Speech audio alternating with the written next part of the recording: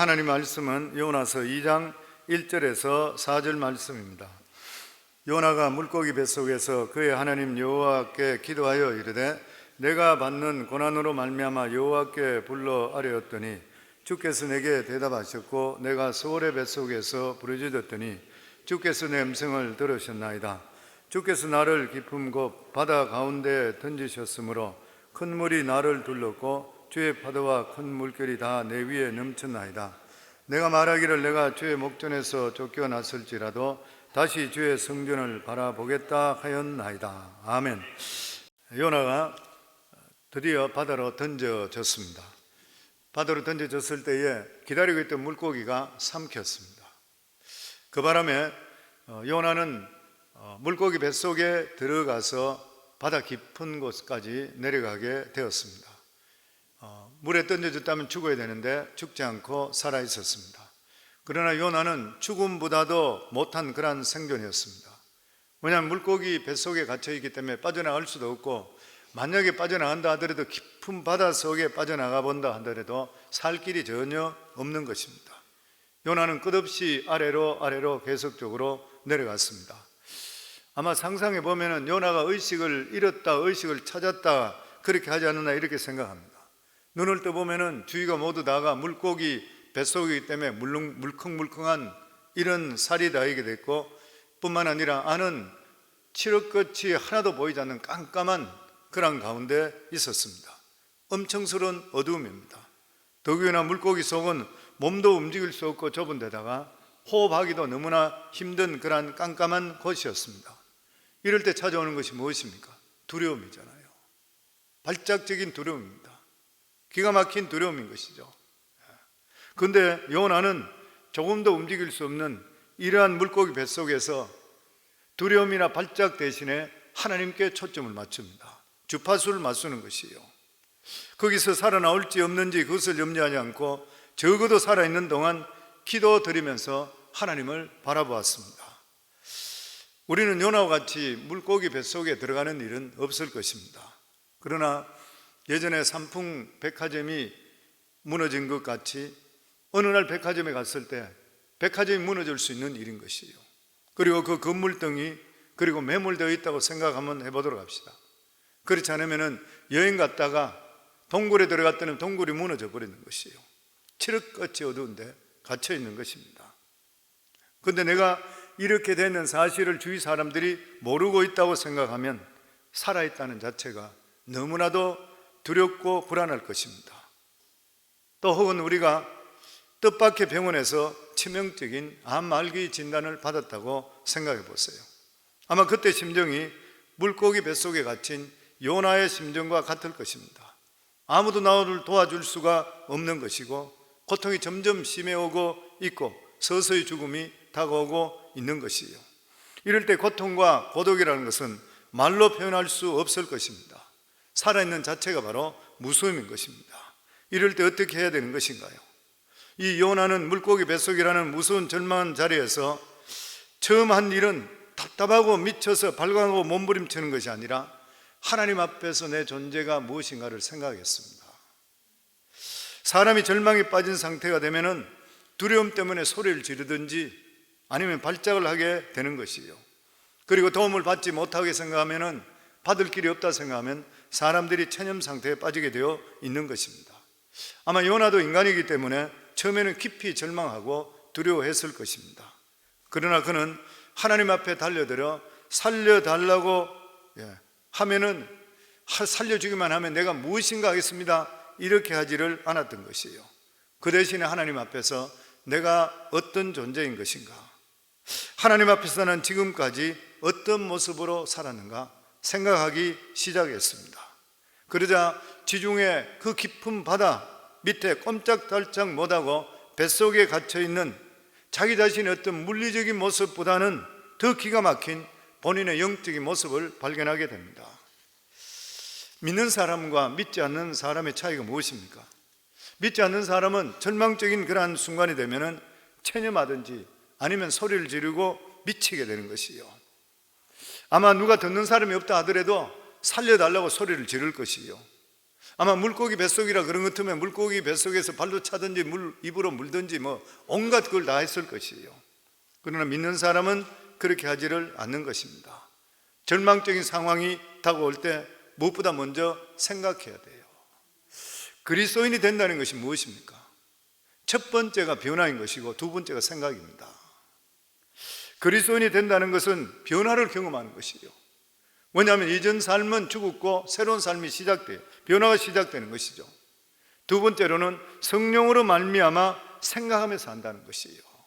함부로 살지 않는 것이에요. 보면 물론 아마 요나도 처음에는 두려워하고 도대체 어떻게 해야 될지 몰라서 당황했을 것입니다. 그러나 시간이 지나면서 자신을 돌아보면서 자신이 하나님 앞에 어떻게 살았는지를 생각하게 되는 것이고 자기 자신을 돌아보기 시작하는 것이요. 그러면서 자기 자신을 돌아보게 되는 것이 하나님을 섬겼다고 하는데도 불구하고 자기 도취에 빠졌었고 교만하게 살아갔던 그 모습을 보게 되는 것입니다. 이것이 바로 자아가 깨어지는 그러한 순간인 것입니다. 우리는 바닥까지 낮아지기 전까지는 자신의 바른 모습을 절대로 볼 수 없고 모른 채 살아가는 것이요. 믿는다고 하면서도 불구하고 자기 잘난 맛에 살아가는 것이요. 그러다가 절망적인 순간에 부딪히게 될 때 내가 남과 다른 점이 하나도 없다는 것을 알게 되고 결국 하나님 앞에 내 자신이 아무것도 아니라는 존재를 깨닫게 되는 것이요. 요나는 이때 자신에 대해서 뭐라고 말합니까? 4절에 보면 내가 말하기를 내가 주의 목전에서 쫓겨났을지라도 다시 주의 성전을 바라겠나이다 하였나이다. 자신이 이런 처지가 된 것은 하나님 앞에 범죄함으로 통해서 주님의 목전에서 쫓겨났기 때문이라. 지금 요나의 상황은 아주 절망적입니다.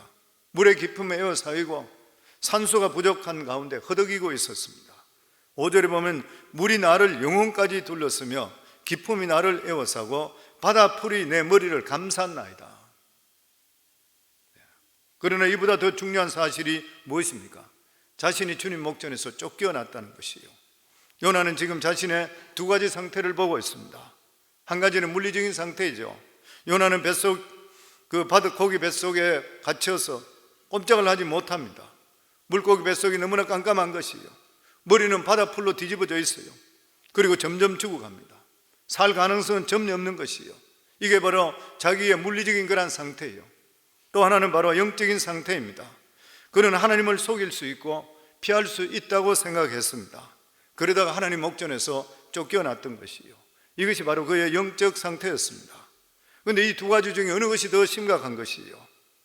그리스도인이 사업을 하다가 망했습니다. 그 사람은 재기할 수 없습니다. 이것이 물리적인 상태인 것이요.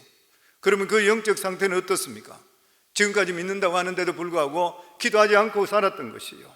믿지 않는 사람만큼은 아니지만 적당히 살았는 것이요. 그는 하나님이 나를 기뻐하지 않는 것을 알았어요. 그러면 어느 것이 둘 중에 더 심각한 것이요? 요나는 이런 상황 속에서 하나님께 다짜고짜 매달려서 물리적인 문제를 해결달라 하지 않고 자기의 영적인 상태가 더 심각하다는 그런 결론을 내리게 되었습니다. 요나는 물리적으로 어려운 상태에 있는 것을 하나님께 고백합니다. 그러나 그에게 더 중요한 것이 뭐냐면 자신이 하나님 말씀을 의도적으로 불순종했는 거예요. 그러기에 하나님께서 자신을 기뻐하지 않는다는 사실인 것이요. 이것이 바로 문제의 핵심인 것입니다. 그런데 이것만 사실적으로 우리 삶 속에 문제의 핵심만 깨닫게 된다면 문제의 반은 해결된 것과 다름없는 것입니다. 어려움이 왔다고 해서 무조건 그 어려움에 매달리는 것이 아니라 이것은 전혀 우리 삶 속에 도움되지 않는 것이요. 어떤 어려움이 왔을 때 내 자신의 삶 속에 하나님께서 무엇을 기뻐하지 않는가 생각하는 것, 너무나도 중요한 것이요. 요나는 지금 살려달라고 기도하지 않고 그 대신에 하나님 앞에 마지막 순간을, 이제 생명이 얼마 남았는 이 비참한 순간 속에서도 하나님을 높이고 찬양하겠다는 것이요. 그것이 그가 지금 할 수 있는 그러한 유일한 길이었습니다. 그래서 그는 다시 한번 믿음으로 살아계심과 그리고 또한 은혜에 자신을 의지하겠다고 고백합니다. 그것이 바로 주의 성전을 바라보겠다는 고백이었던 것이요. 사랑은 너무나 귀소중합니다. 9/11 사건 때 보면 죽어가면서 사랑하는 아내에게 메시지를 남깁니다. 사랑은 이처럼 위대한 것이요. 그런데 사랑보다 더 위대한 것이 있습니다. 그것이 뭐냐면 바로 요나가 지금 보여주는 믿음입니다. 사랑보다 더 위대한 것은 하나님께 대한 믿음인 것이요. 그는 물고기 뱃속에 빠져나갈 수 없다는 사실을 알았습니다. 그는 몇 분을 더 살지 자기 자신이 알 수가 없었습니다. 그는 이 시간에 하나님을 표현하고 기뻐하며 하나님께 감사를 드리는 것이요. 그런데 이것이 물고기 뱃속을 뚫고 천길 물을 뚫고 하나님께 전달되는 것이요. 지난번에 원정수 권사일 때에 자기 암 의사로 글을 적어놓은 것을 한번 본 적이 있었습니다. 그 사람은 전문 분야가 암 환자 진료라고 했습니다. 불치병인 암 때문에 수많은 사람이 목숨을 잃어가고 있다 이렇게 적었습니다. 그런데 많은 암 환자들을 대하다 보면은 일종의 공통 분모를 발견하게 된다고 합니다. 암 환자 중에는 심한 스트레스를 받고 울분을 참아왔던 사람들이 많았다고 그렇게 이야기합니다. 우리 몸에는 자연적으로 나쁜 병균을 몰아낼 수 있는 항균 작용 능력이 있다고 합니다. 부신 피질 호르몬과 아드레날린 같은 것이 바로 항균 작용 물질이라고 합니다. 그런데 기분이 좋고 즐겁고 기쁘면 이런 물질이 급속도로 생성되는 반면에 갈등하고 번민하고 원망하고 고통이 마음속에 자리 잡으면 이 물질이 억제된다 그래요. 우리도 새벽마다 이런 우리 교회에서 외치는 게 뭐예요? 좋습니다, 감사합니다, 사랑합니다, 행복합니다 이렇게 외치는 것이 우리 몸속에 아드레날린을 계속적으로 불어올리는 것이에요. 우리 정태기 목사님이 실제적으로 실험했던 것이잖아요. 우리 몸에 일어나는 일들이 일반적으로 196 정도 된다 그러면 우리가 이것을 외치고 나면은 230씩 이렇게 올라간다, 260씩 올라간다는 거예요. 그런데 내가 죽겠다 안 좋다 이야기하게 되면 이 반응이 169까지 내려간다 그러죠. 그러면 온갖 병들이 다 들어온다 그래요. 이 말씀이 맞는 것이에요. 보면 여기 나와 있는 말이에요. 그래서 미움이 있든지 원망이 자리 잡게 되면 나병균을 잡는 경찰 물질이 생성되지를 않는다고 합니다. 그런데 예수 믿고 구원받고 나서 아주 중요한 현상이 뭐냐면 자신과 이웃을 사랑하고 화해하게 되고 용서하게 되는 것이에요. 하나님 앞에 새로운 피조물로 거듭남의 확신과 그리고 영생을 소유하게 될 때는 우리에게 나쁜 이 불안과 스트레스가 물러간다 그래요. 우리 모든 병과 고통을 초토화시키는 핵무기가 있는 거예요. 이것이 뭐냐면 하나님께 감사하는 것이고 그리고 또한 하나님과의 은밀한 기도라 그랬습니다. 기도만이 우리 삶을 변화시키고 병을 물리친다 그랬습니다. 저는 목회하면서 많은 성도님들이 치명적인 병으로 고생하는 그 모습들을 많이 봅니다. 한 20여 년 동안 보면서 보면 갑자기 세상을 떠난 분도 있고 갑자기 악화돼서 세상을 떠나는 그런 모습, 한 달 만에 떠나는 모습 여러 가지 이렇게 봅니다. 마음들이 너무 안타깝고 또 뿐만 아니라 저희가 살면서 느끼는 게 뭐냐면 아무도 안전한 사람은 없는 것이에요. 어느 순간에 어떻게 될지 모르는 것이 우리 인생인 것이에요. 그런데 암에 걸린 사람들의 기도 내용에 보면 하나님 왜 나에게 이런 병을 주십니까? 라는 것이에요. 그런데 이 원정수 권사 이야기로는 이런 자세보다 이런 문제가 있습니다. 나는 죽었으니 문제 해결의 열쇠는 전적으로 주님 손에 달렸습니다. 주님 해결해 주세요. 그러면서 낮아지고 깨어지는 자세가 필요하다는 것이에요. 그러면서 그가 하는 말이 우리 인생은 길어야 80인생을 사는 것인데 멋지고 풍요롭게 살기 위해서 그 인생에 대해서 좋은 거 사먹고 좋은 거 다 한다는 거예요. 그러나 영원히 사는 영혼에 대해서 우리가 얼마나 관심을 가지고 살아가고 있느냐 하는 것입니다. 오늘 요나가 한 일이 바로 그 일이었습니다. 요나는 물고기 뱃속에서 하나님께 불순종하면서 자기 영혼을 위해서 회개하고 기도했습니다. 2절에 보면 이르되 내가 받은 고난으로 말미암아 여호와께 불러 아뢰었더니 주께서 내게 대답하셨고 내가 수월의 뱃속에서 부르짖었더니 주께서 내 음성을 들으셨나이다. 요나는 놀라운 확신으로 기도하고 있는 것이에요. 무슨 확신인 것입니까? 하나님께서 자기를 살려주신다는 그런 확신이 아닌 것이에요. 적어도 하나님께서 내 기도를 듣고 있다는 확신인 것이에요. 그는 어떻게 해서 이런 확신을 가질 수 있습니까? 첫 번째가 뭐냐면은 요나는 이 모든 일을 하나님께서 주도하고 계신다는 것을 알았는 거예요. 그렇다면 자기가 지금 물고기 뱃속에 있는 것도 하나님이 보고 계신다는 것이고 자기의 기도도 듣고 계신다는 것이요. 하나님이 도망치는 요나를 죽이기로 작정했다면 한 번에 처리해버린 거예요. 물고기까지 대령하고 선장까지 와서 깨우고 바다까지 던지고 할 필요도 없는 것이에요, 보면.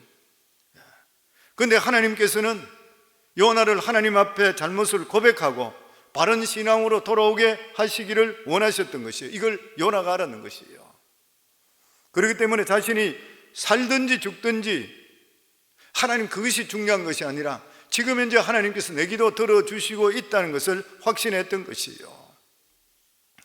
성도는 오늘도 우리가 새벽에 나온 거 우연으로 나온 것처럼 절대로 우연이 아닌 것이에요. 하나님께서 이들을 인도해 주셨기 때문에 오는 것이고, 그리고 새벽 기도 자리를 지키는 게 얼마나 귀한 일인지 몰라요. 제가 우리 성도님 늘 말씀드리죠. 하나님께서 저에게 말씀해 주신 대로 환상 속에 졸고 있는 두 장로님이 이 교회에 아론과 홀이라고 그랬거든요. 나는 그게 지금도 잊어지지 않아요. 그러니까 성도님들 여기에 새벽기도 나와 있다 하더라도 나와 있는 그 자체를 하나님 알고 계시는 거예요. 성도님들 모두 다가 우리 성광교회 아론과 홀인 줄 믿습니다. 그리고 말이 무슨 말이에요? 하나님께 다 알고 계시는 것이에요. 아멘. 우리가 이렇게 하나님께 불러주신 이유가 어디 있어요? 하나님과 대면하기 위해서입니다. 말씀을 받는 것이 대면이잖아요. 내 속에 은혜가 넘치는 것이 대면이잖아요. 그러면서 두 번째가 뭐냐면, 물고기 뱃속에 있는 요나는 하나님 말씀이 자꾸 생각나는 거예요. 자꾸만 떠오르기 시작합니다. 요나서 2장 2절에 보면 이르되 내가 받는 고난으로 말미암아 여호와께 불러 아뢰었더니 주께서 내게 대답하셨고 내가 수월의 뱃속에서 부르짖었더니 주께서 내 음성을 들으셨나이다. 이것은 시편 120편 1절의 말씀을 인용한 것입니다. 내가 환난 중에 여호와께 부르짖었더니 내게 응답하셨도다. 또 3절에 보면 주께서 나를 깊은 속 바다 가운데 던지셨으므로 큰 물이 나를 둘렀고 주의 파도가 큰 물결이 내 위에 넘쳤나이다. 이게 시편 47편 7절에 있는 그런 말씀을 인용했습니다. 성도는 우리가 절망 가운데 기도할 때 하나님 말씀이나 설교 말씀이 우리에게 자꾸 떠오른다 그러면 상황이 끝난 것이 아니고 살 길이 분명히 열리게 되어 있다는 것을 믿기를 주의 이름으로 축원합니다. 모든 것이 끝났을 때는 전혀 생각나지 않아요. 말씀도 생각나지 않는 것이고 기도문도 막히게 되어 있는 것입니다. 그리고 또한 이 요나는 추상적으로 기도하지를 않았어요. 자기가 처한 상황에 대해서 아주 솔직한 심정으로 인정하면서 하나님께 표현을 했습니다.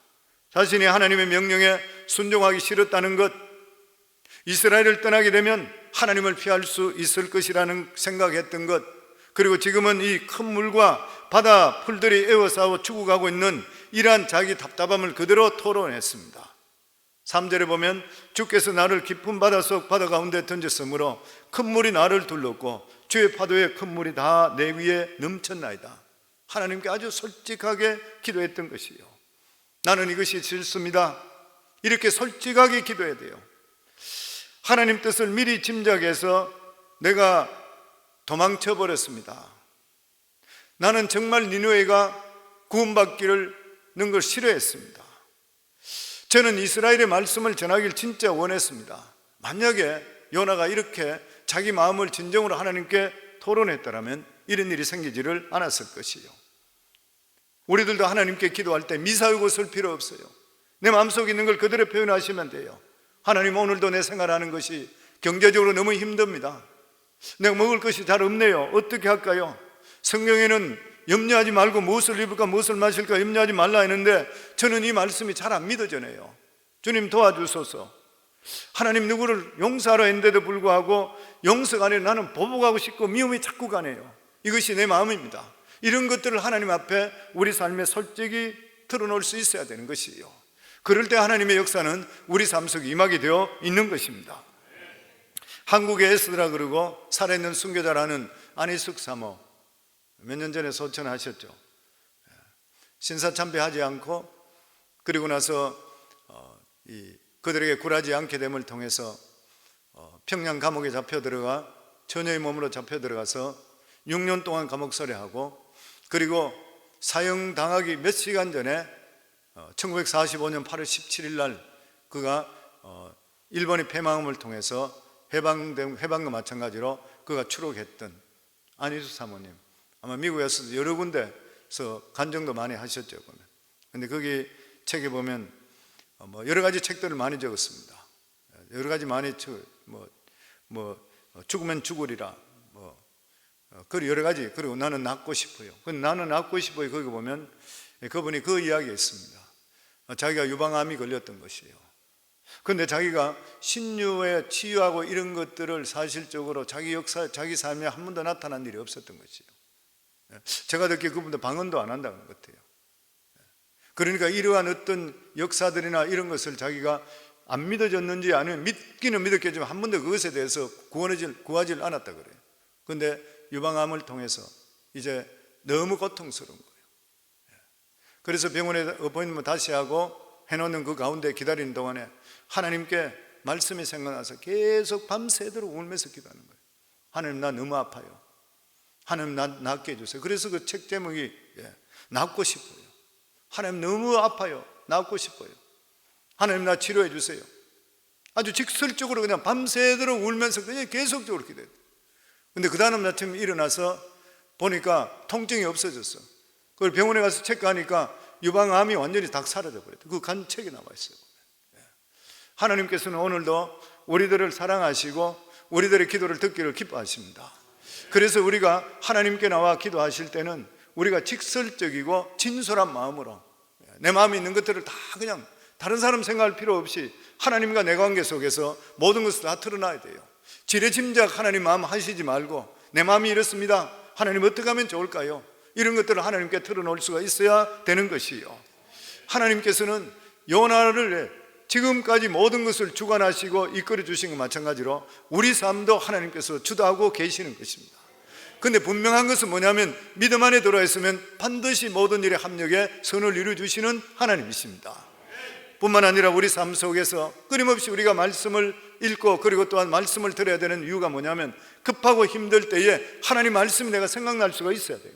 하나님 말씀만 생각나고 설교 말씀이 생각난다 그러면 반드시 우리 삶 속에 살 길을 예비해 놨다는 것을 믿으시기를 바라고 오늘도 기도하실 때 정말 진솔한 마음으로 하나님께 한번 기도했으면 좋겠습니다.